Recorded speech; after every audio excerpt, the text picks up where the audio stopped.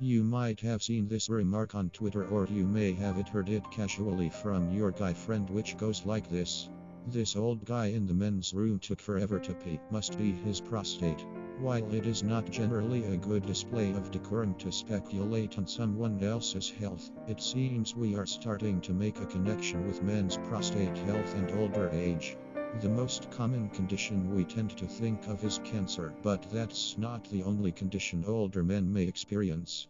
If you've been to a urinal and you've noticed older men taking longer to go, or you noticed their flow is not as smooth and quick as a younger man's, this could be a sign of a condition known as BPH. BPH stands for benign prostatic hyperplasia, and it's, as the name implies, a benign growth of the prostate, in other words, non-cancerous.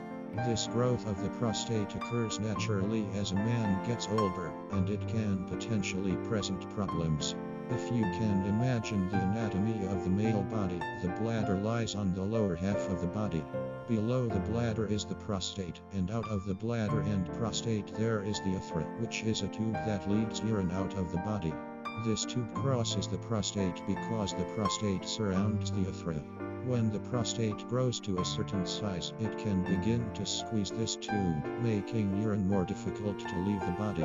It can also push up against the bladder, causing a sensation or urge to urinate. Reading this, you can imagine how uncomfortable it can be for older men who begin to experience the symptoms of BPH.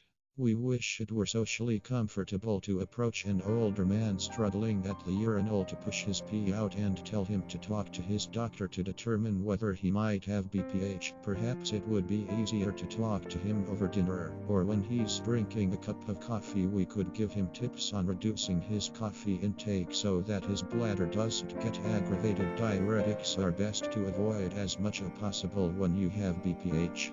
Or, if you're his friend, his doctor, his caretaker, his partner, or his family, you have a role to play in this story too.